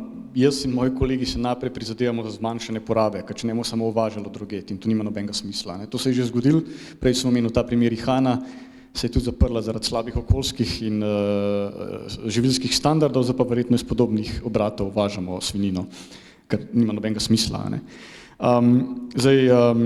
Ni to nekaj, kar sem se jaz spomnil, ampak so to rezultati neodvisnih raziskav iz Dunaja, Münchna, Berlina, Kopenhagna, Amsterdama. Mi imamo konkurenco iz Amsterdama v Leidenu, ki so prišli do podobnih rezultatov. Vancouver, Harvard, torej po celem svetu. In tudi Organizacija Združenih narodov pravi podobno, da v bistvu, če izvzamemo, mimogrede te študije vse upoštevajo, da so območja, kjer ni možna rastlinska pridelava oziroma ni možna pretvorba beljakovin iz rastlin iz neke biomase v nekaj užitno za človeka, kot so recimo stepe, gorska hribovska trvinja, kot jih imamo v Sloveniji, tudi te sušna območja, kjer je veliko drobnice, recimo Severna Afrika, Bližnji vzhod. In tudi, zdaj, če pogledamo nekako globalna organizacija Združenih narodov za prehrano in kmetijstvo ugotavlja, da živinoreja je nekako neto porabnik beljakovin, se jih nekaj izgubi v procesu pretvorbe, s tem, da so nekako živali, ki niso preživekovalci, so te glavni krivec, ker tam ne moremo reči, da se recimo neka komercialna prašičereja ali pa reja perutnine dogaja na trvinih. Zdaj, v luči podnebnih sprememb, pa ne gre se samo za kmetijstvo, gre se v luči podnebnih sprememb bomo kakršnokoli rabo tal imeti čim bolj učinkovito in s čim manj vplivi na okolje. Tukaj gre tudi za gozdarstvo, gre tudi za recimo biogoriva, ki so en velik nesmisel, sploh zato, ker konkurirajo tudi s hrano. In mimogrede Nemško združenje predelovalcev biogoriv je pozval Nemce ne jejo manj mesa, ker je to neučinkovito in da se bo lahko več površin namenilo pridelavi biogoriv, kar je sploh, mislim, škandalozno. In v Evropi mislim, da je nekaj 71% površin namenjenih pridelavi živil živalskega izvora, to so tako pašniki kot tudi območja za pridelavo krme, pri čemer pa beljakovin, ki jih mi dobimo, je od tega mislim tam okoli 40%, globalno je pa ta odstotek precej nižji, v Evropi smo še dosti dobri. Kar pomeni, da moramo gledati zelo na to, kako bomo v luči podnebnih sprememb, ko bo čedalje več površja podvrženo tem ekstremnim pojavom, bo težje pridelovati, ali bo dražje pridelovati, ali bodo donosi nižji, kmetje so že tako bremenjeni, mi ne moramo vedno nalagati nove stroške. Prihajajo te okoljske zahteve od podobnih ljudi, kot sem jaz, da morajo zmanjšati vplive in zato moramo res premisliti, kakšen bo ta naš nov prehranski sistem, ne kmetijski sistem. Torej prehranski, ker moramo iti preko recimo ton nekih živil na hektar, kakršnekoli že so, moramo iti od ton hranil na hektar, ali pa beljakovin na hektar, ali pa koliko ljudi lahko nahranimo in to lahko naredimo na različne načine. S tem, da jaz mislim, da ima živinoreja zelo pomembno vlogo v nekem prehranskem sistemu, nočem, da bi vsi bili vegetarijanci ali vegani, če se ljudje za to odločijo prav, ampak je pa jasno tudi iz zdravstvenih vidikov, da tega pojemo preveč. Se lahko vidimo, kaj so glavni vzroki smrtnosti v Evropi in Sloveniji, to so bolezni srca in ožilja, povezane tudi z prekomerno porabo določenih prehranskih izdelkov.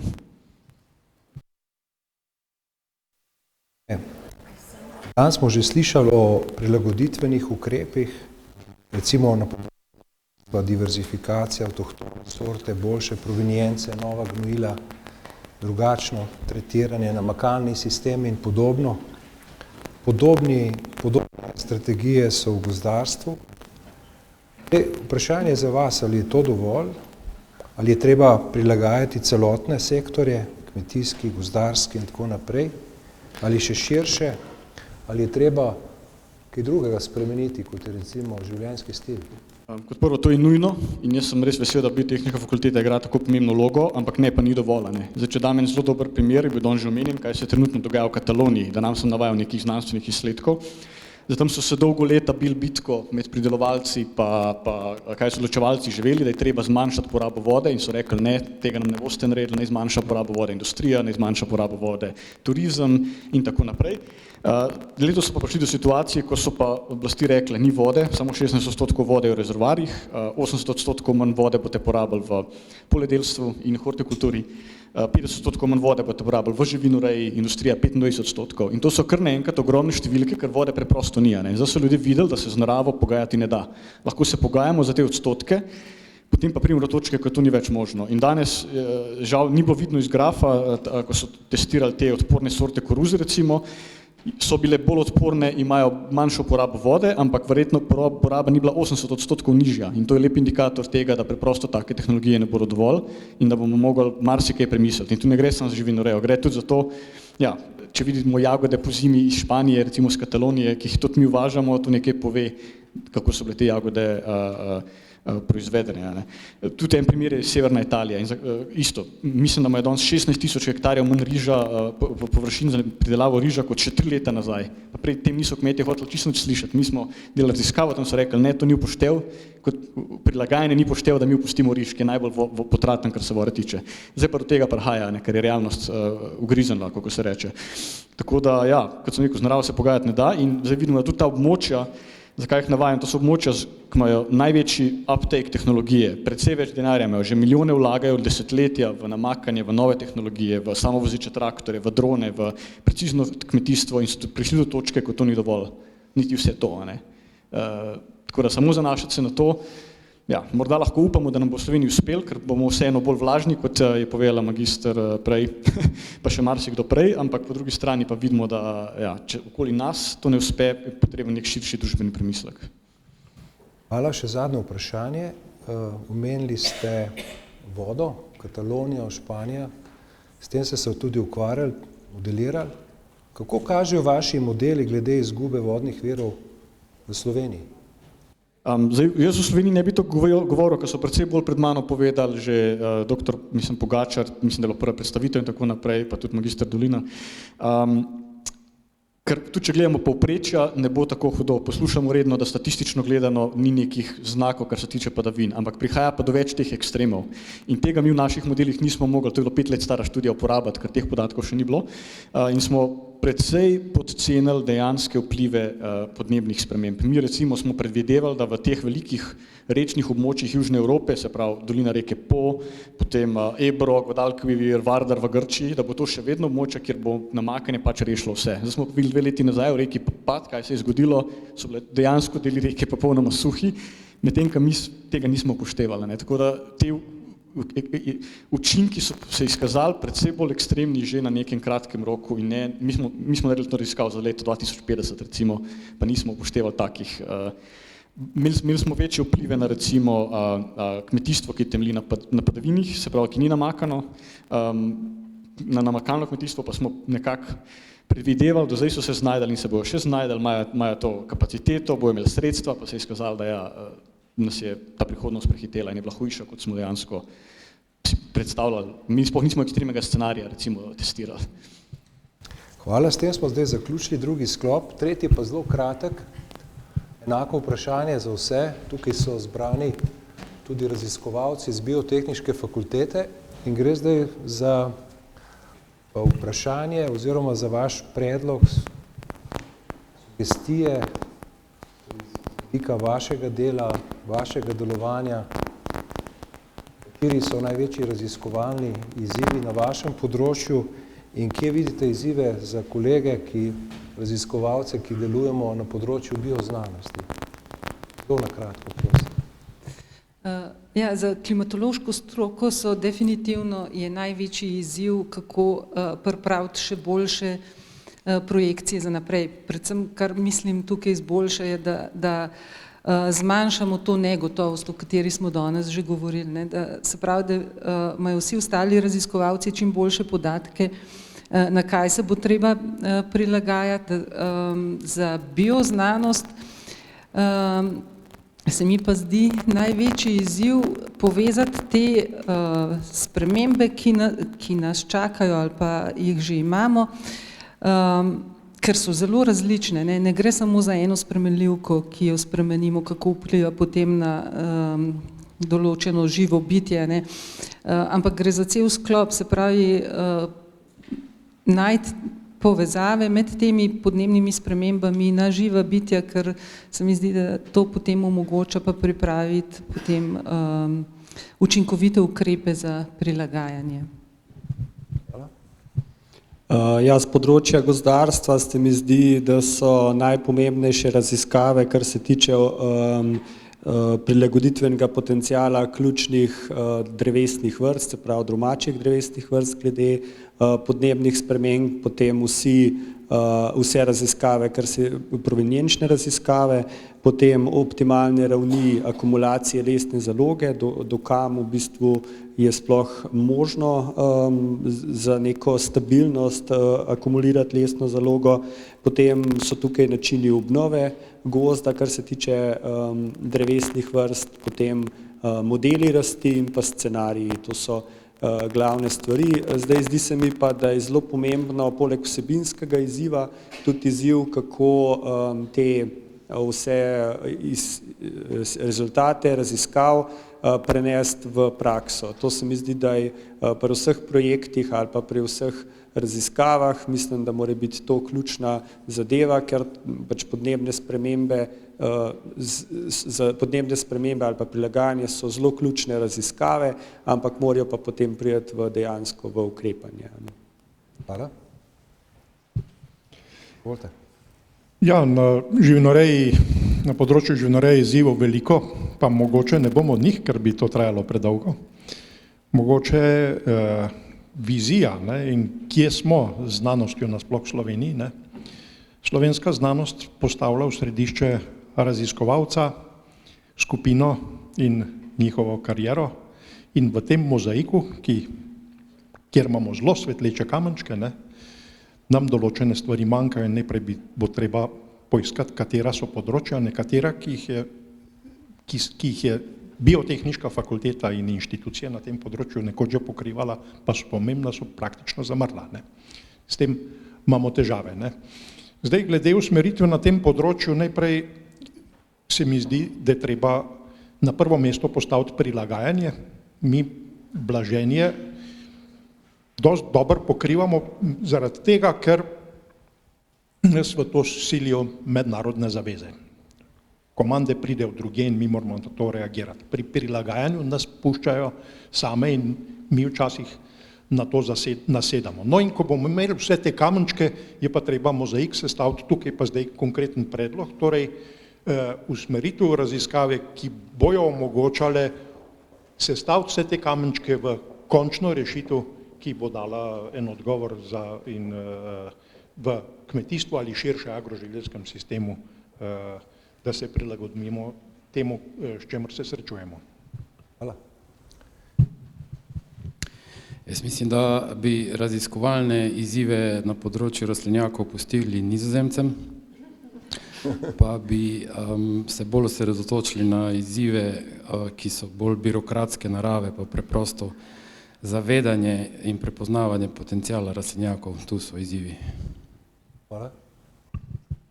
Ja, jaz mislim, da je izziv res vse to, s čimer se morajo bioznanstveniki ukvarjati. Včasih smo začeli s tem, da je treba nahraniti prebivalstvo, recimo kje po drugi strani vojni, izboljšati učinkovitost, izboljšati ekonomiko, izboljšati položaj vseh deležnikov, se pravi kmetov, živilskih podjetij, gozdarjev in tako naprej.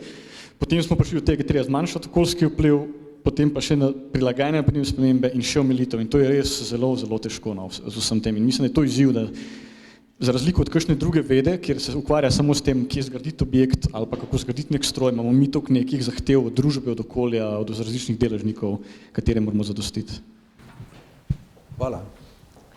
Zdaj smo prišli pa do tistega sklopa, kjer ste glavni akteri vi. Ne?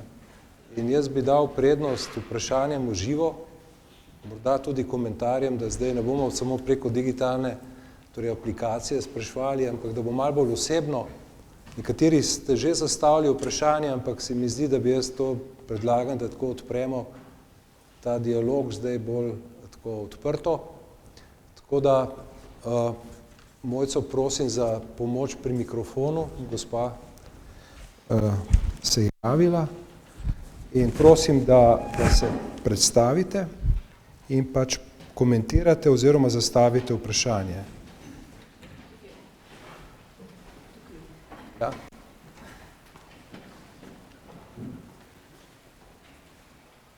Ja, nekdo pač mora prebiti led in lomilka ledu danes sem Eva Tomič iz Urada predsednice Republike Slovenije in najprej se vam res lepo zahvaljujem za to izvrstno okroglo mizo, ki je, še to moram seveda pojasniti, da sem svetovalka predsednici za, torej ne za podnebne spremembe, ampak za podnebje in človekove pravice.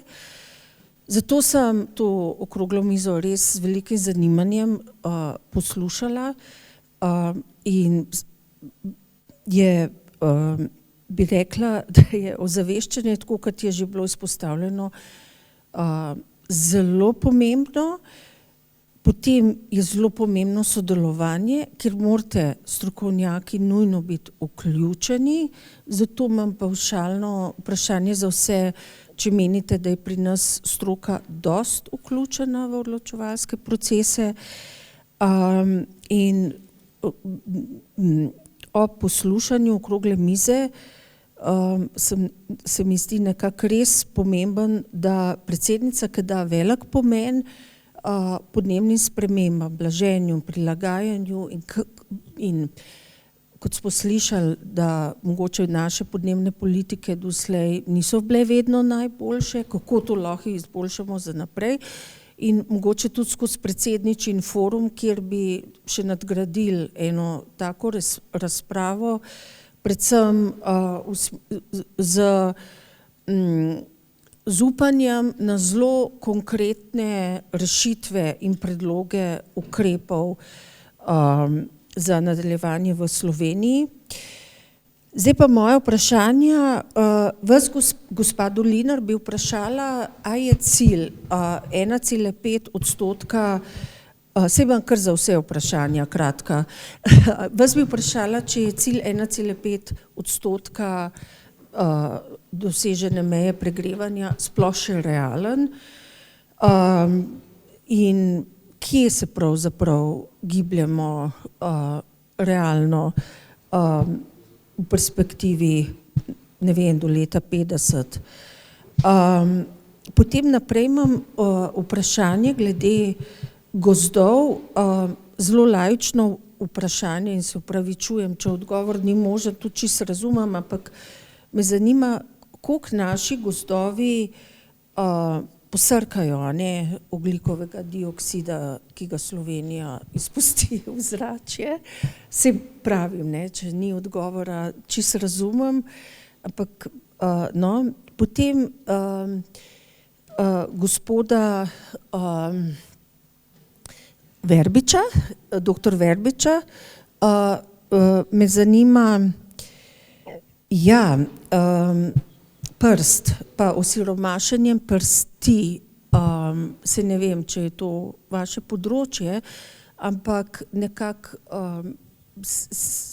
je veliko slišati tudi o temu, da naš način obdelovanja prsti mogoče ni najbolj primeren in da zelo osiromaši prst, pa ne samo skozi kemikalije pa fitofarmacevtska sredstva, ampak mogoče tudi skozi tisto globoko oranje in kaj vi menite o tako imenovanem ohranitvenem kmetijstvu kot možnosti za naprej. Gospod Jevšnik me je pravzaprav že preemptiral, če lahko tako rečem, ker sem hotela vprašati, zakaj je pri nas toliko malo rastlinjakov. Tako da, čeprav razumem, so razlog velike in skoraj nemogoče birokratske ovire.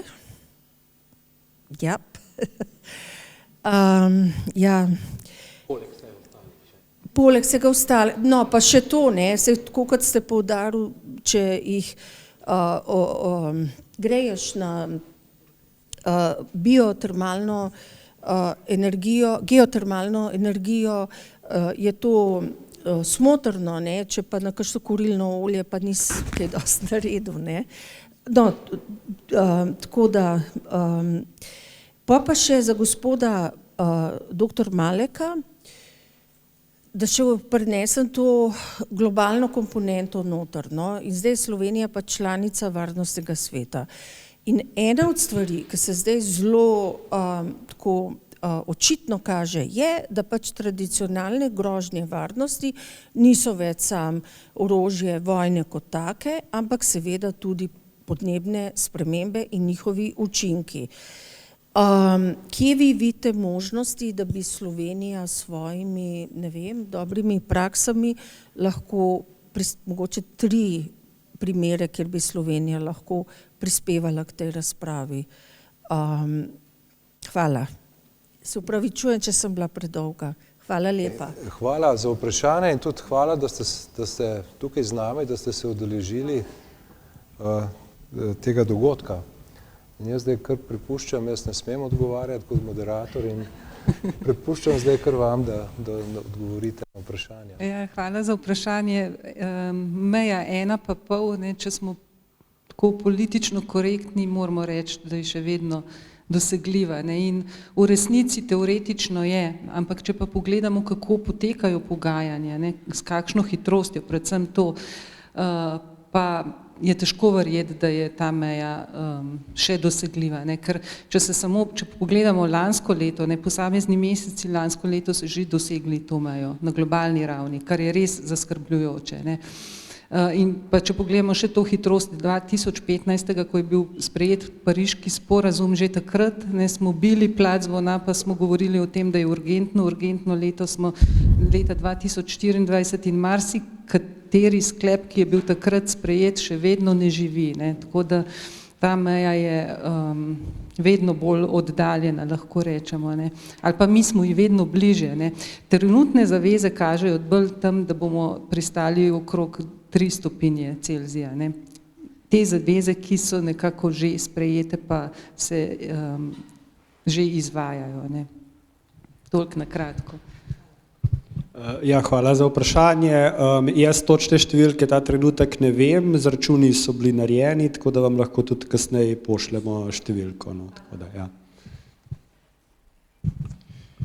Ja, glede prsti oziroma tal in obdelave tal, omenili ste, da je mišljenje, da so siromašna, odvisno v kakšnem smislu, ne. Ja, slovenska tla, če jih primerjamo s tlemi drugje po Evropi, so siromašna v smislu založenosti z osnovnimi hranili, kalijem, predvsem pa s fosforjem. To pomeni, da v preteklosti kmetje, ki niso nujno živeli od tega in niso skrbeli za normalno založenost, ne. Še huje tudi razmer, veliko imamo kislih tal, pomeni, da niso poobdena, pa apna ni treba uvažati, ga imamo na pretek doma, ne. To so ti osnovni parametri. Z podnebnega vidika je pa pomembno, kakšne zaloge organske snovi imamo v tleh oziroma koliko ogljika, ki bi lahko bil tudi v atmosferi, je vezanega v kmetijska tla in tu smo pa na razmeroma dobri ravni. Torej, zaloge ogljika v kmetijskih tleh Slovenije so velike in k temu je v preteklosti veliko prispevala ravno živinoreja. Na Kmetijskem inštitutu teče en poskus že desetletja, kjer spremljamo različne postopke in ugotovili smo, da kjer uporabljamo živinska gnojila, hlevski gnoj v majhnih količinah, ne v velikih, povečujemo zaloge ogljika v tleh od 200 do 500 kilogramov na leto organskega ogljika, odvisno od lokacije, ne. Kako je z ohranjevalnim, no, obdelavo tal, ohranjevalnim kmetijstvom, prej bil tukaj profesor Mihelič, ga ne vidim več, on je specialist za to, ga ni, ne. Torej, jaz verjamem, da treba tehnike spremeniti in jih dobro proučiti, z uvajanjem novih tehnik so vedno težave in kolikor vem, je tudi on imel s svojimi poskusi na začetku težave. Treba je rešiti plevelov, ker obdelujemo samo to zgornjo plast, ja, ampak tukaj so možnosti. Zdaj, kako v Sloveniji naprej, trenutno na Evropski komisiji tečejo razprave o novi uredbi o emisijskih kuponih, s kateri bomo izkazovali ponore ali emisije iz kmetijskih zemljišč in s temi kuponi mora biti trgovali.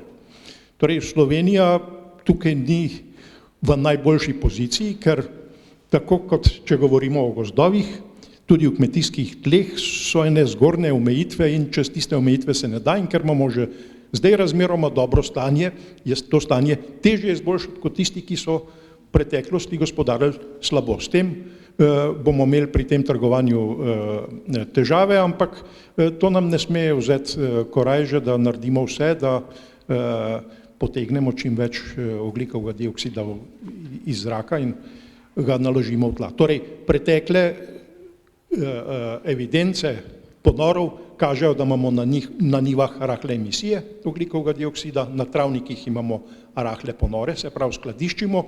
Pri gozdovih smo imeli nekoč zelo velike ponore, pa imamo v zadnjem času zaradi teh ravno podnebnih sprememb, najprej žledolomi, podlubniki in tako težave.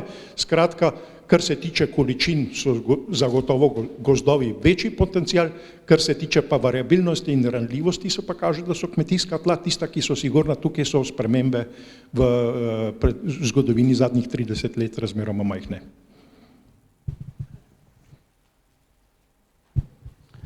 Jaz bi samo birokratskim težavam dodal še res pomanjkanje zavedanja o potencialu rastlinjakov, tudi znanja, pa hkrati še finančni vidik cele zgodbe. To so velike investicije, ki se jih je treba lotiti sistemsko. Ja. Tudi razumevanje bank na koncu. Ja, hvala za res težko vprašanje. Po eni strani, jaz sem skozi svojim študentom Nizozemskem kazal slike slovenskih kmetijskih krajin, ker mi imamo vso naravno upravljanje z gozdovi, naše kmetijske površine imajo v povprečju večji delež krajinskih prvin, torej dreves, več mokrišč imamo ohranjenih, nižjo gostoto živine, boljšo bilanco dušika, boljšo bilanco fosfora in tako naprej. V marsičem, praktično skoraj vseh indikatorjih smo boljši kot kot marsikdo v Evropi, en bolj pomembnih recimo kakovost vode, imamo tudi med boljšimi kakovost vode, ampak se pa to ne izraža, tako da, če bi zdaj to nekako poskušali v ostalih državah tudi uveljaviti, bi bilo po eni strani super, po drugi strani pa imamo mi že danes, uvažamo veliko hrane, je bilo že večkrat omenjeno, uvažamo veliko teh vnosov in to dvoje ne gre skupaj, tako da bi rekel, da ta pridelovalna stvar je morda naredila boljšo nalogo, znižala te vplive, medtem ko kot potrošniki smo pa zelo primerljivi nekim zahodnim Evropejcem z velikim okoljskim vplivom, in to dvoje ne gre skupaj.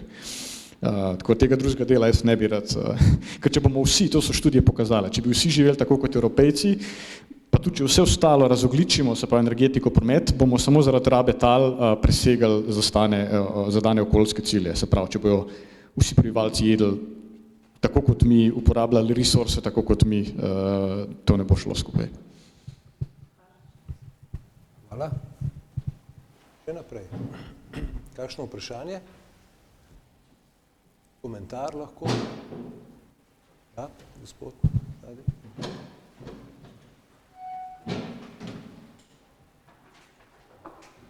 Za gospoda Jevšnika zelenjadarsko vprašanje. Jaz se strinjam, da je potencial rastlinjakov v Sloveniji velik. Ampak imamo tukaj en problem, ki ga jaz vidim kot uporabnik. Kakovost, naprimer paradižnika kot najpomembnejše zelenjave se mi zdi slaba. Če malo karikiram, lahko rečem, da je nizozemski paradižnik za nič, da bi se lahko z njim žogal, za vzgledov je pa bolj slab. In v zvezi s tem me zanima vprašanje, naslednje vprašanje imam. Koliko k tej kakovosti prispeva žlahtnjenje, koliko tehnologija pridelovanja in koliko trg? Hvala za vprašanje. Škoda, niste povabili koga iz Lušta. Mi govorimo o orhideji, ampak bom vseeno probal kolikor je meni znano, lahko isto sorto paradižnika, ki jo goji recimo lušt, gojite na vrtu, rezultat bo pa drugačen samo zato, ker si ga boste vi na vrtu utrgali v popolni absolutni zrelosti, ko je res rdeč, ko je res tako, ko vam je všeč, medtem ko ga morajo v luštu utrgati 2, 3, 4, 5, 6 dni prej, zato da obdrži svojo teksturo, strukturo in da ga lahko transportirajo in da preživi nek dan, dva skladiščenja še v trgovini. To je edina razlika. Torej, od dlje pride, več dni prezgodaj ga utrgajo. Se pravi, vem, da ga recimo španski paradižnik niti še ni orang rdeč, ko ga trgajo, je še zelo, bi rekel, oranžen. Ampak to je preprosto, nekaj je tehnološka zrelost, nekaj je pa, kdaj je paradižnik res dober za jest, kot smo ga vajeni iz vrtov lastnih ali pa iz vrtov naših babic. Je razlika, se strinjam, ampak nek napredek verjetno opazite, odkar je lušt na tržišču, pa preden je bil lušt na tržišču. Nič mi ne plačajo za reklamo. Ne vem, če sem odgovoril na vaše vprašanje, ampak žlahtnenje je pomembno, vsekakor.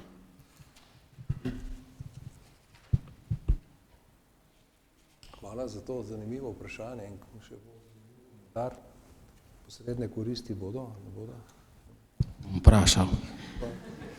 Še kakšno vprašanje?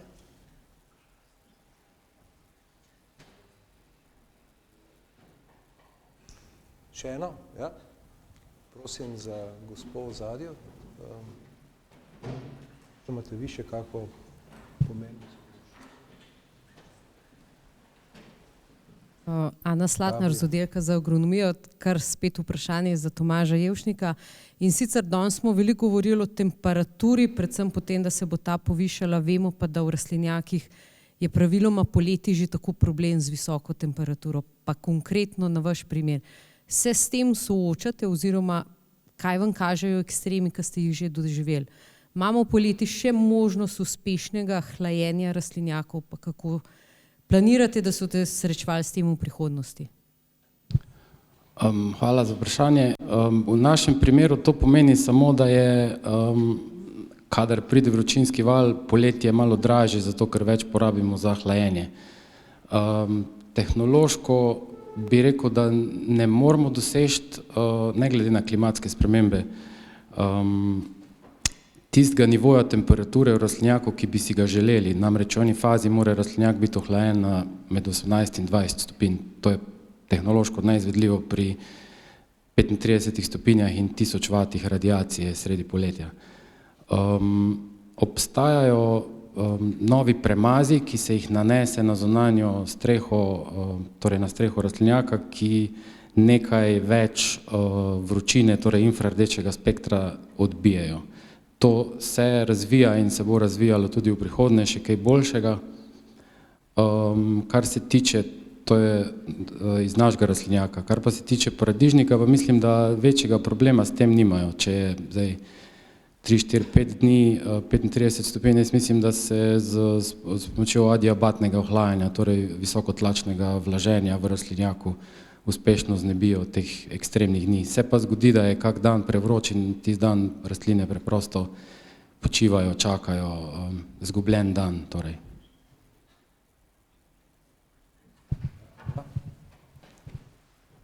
Kakšno vprašanje, komentar? Še eno? Ja, prosim. Ne rabim zvočnika stanovanja, tudi kasneje govoriti. Mogoče res še eno vprašanje, Tomaž, zate.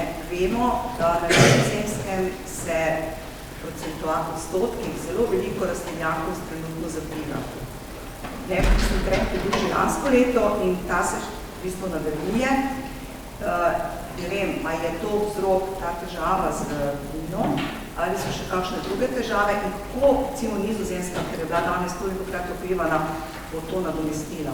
Oziroma, kdo bo to nadomestil? Primanjkljaj. Glavni krivec za to je vsekakor vojna v Ukrajini in poskok cen energentov za 100, 200, 300%.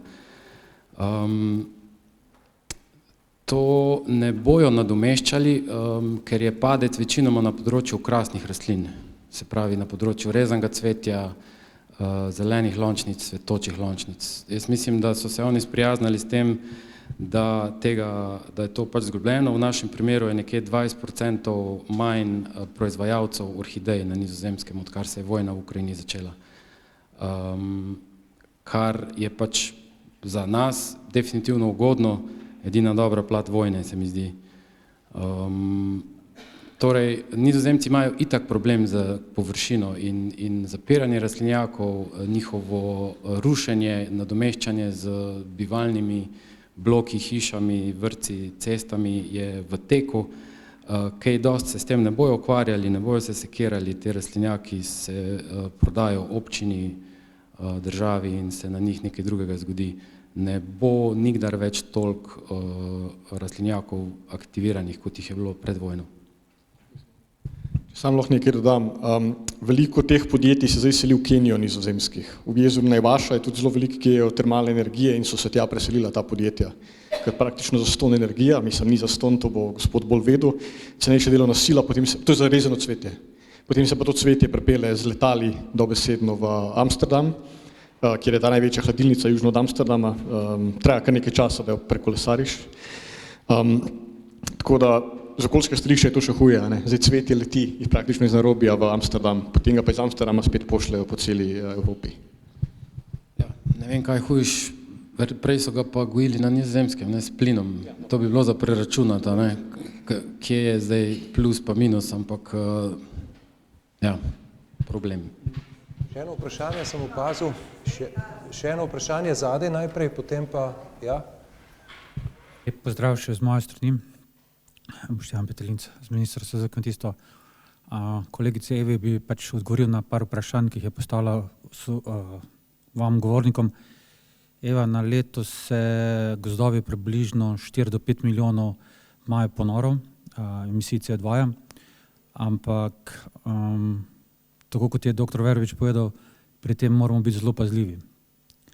Pride en žled, potem povzročitelj žled je povzročil to, da smo potem imeli 3 leta emisije iz gozdov. To veste, kaj ima ena naravna ujma vpliv na gozdove. Razlog, zakaj je to, predvsem stari gozdovi, narobna sestava in ostale stvari, ki gozdari zelo dobro znajo povedati. Osebno to poznam, zaradi tega, ker seveda na ministrstvu pokrivam tako področje LULUCF-a. Kar se tiče pa kmetijskega dela ponorov, smo pa, osebno menim, na varni strani, odvisno od strukture, od leta do leta, ampak nekje se giblje med 200 kiloton ponorov in 200 kiloton emisij, ampak v povprečju smo nekje okrog nevtralne zadeve. Razlog je v tem, da imam veliko travinja in pa veliko trajnih nasadov, oziroma skoraj vsi trajni nasadi pri nas so zatravljeni. In je pokritost površina zelo velika. Kar se ostali stvari tiče, na resorju zelo veliko delamo na tem segmentu, kar ste danes imeli zelo dobre razprave. In stvari smo malo drugače pripravili, oziroma v drugačnem konceptu je. Vidi se že, da je tudi na ravni Evropske unije sprememba razmišljanja z strateškim načrtom malo dobila pospešek tega. Cel strateški načrt mora biti seveda, je trajnostno naravnan, so vseh 9 ciljev v segmentu trajnosti, prvi 3 so ekonomski, 4, 5, 6 so okoljski in 7, 8, 9 so pa ta socialni vidik in temu se tudi evropske sredstva zelo namenjajo. Omenil bi še eno stvar, ki bo luč sveta zagledala nekje, jaz računam nekje konec marca, začetek aprila, odvisno od postopka. Na ministrstvu bomo prvič izdali podnebno poročilo o stanju v kmetijstvu. S tem želimo prikazati, kaj kmetijski resor dela na tem področju. In verjamete mi, ker osnutek seveda smo že videli, podatki so zelo zanimivi in pa se vidi, da stvari niso tako slabe, kot znate oziroma znajo določene osebe prikazati. Kmetijski rezort se zelo, zelo trudi, kar se tega tiče. Osebno me pa zelo zanima, kdaj bo Uršno Oršec poslal povabilo na Jernekcijsko vrtino. Ker s tem zmanjševanjem odvisnosti od fosilnih goriv se ukvarjamo že odkar se je epidemija začela. Za intermezzo vam lahko povem, da dotično podjetje v Sloveniji oziroma dotično ministrstvo v enem sektorju je spodbujalo obnovljive vire energije, v drugem sektorju je dala pa subvencije za koriščenje fosilnih goriv. In to je bilo na istem ministrstvu. In ko smo to seznali, seveda nam niso mogli verjeti, ko smo jim seveda dokazali to zadevo. Naš resor zelo spodbuja obnovljive vire, vse te stvari v tem duhu, tudi v prihodnje bo to delal. In veliko upanja polagam tudi na kaskadno rabo, ker z Ministrstvom za energijo zelo veliko diskutiramo o segmentu njihovega potencijala in poskušamo naš resor prisesati oziroma pripeljati v kaskadno rabo energije v ostalih segmentih. Evo, to je bilo moje mnenje strani ministrstva, tako da boste vedeli, da ministrstvo je na tem zelo, zelo intenzivno v zadnjem obdobju. Je aktivno. Evo. Hvala za ta komentar. Samo odgovorim. Prosim, ja. Potem časi zaokrožimo. Ja.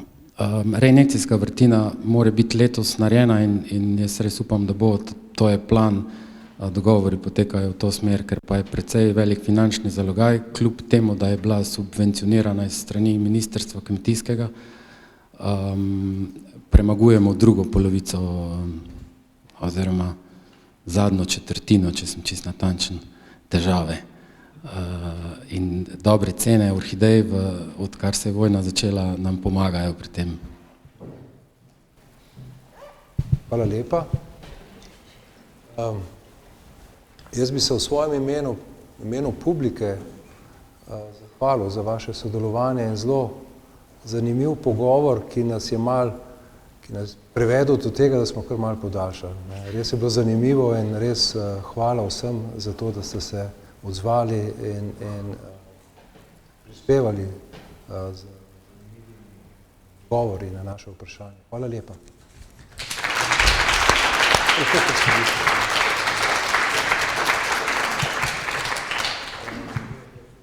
Zdaj, zahvalil bi se vsem predavateljem, predavateljicam, uredniškemu odboru, da je vse tako gladko in prijetno teklo, so delovali ljudje tako malo v zadju, ki morda niso bili tako opazni, ampak je prav, da jih navedem. Gospa Mojca Slapnik, gospa Mateja Bregant Perič, gospa Lidija Nemec Golobič, kolega Matej Jošt, ki nas snema, podobno Teja Bizjak Govedič, Matej Šergan in Andreja Šetinc. To so bili člani organizacijskega odbora in tudi za njih predlagam en aplavz.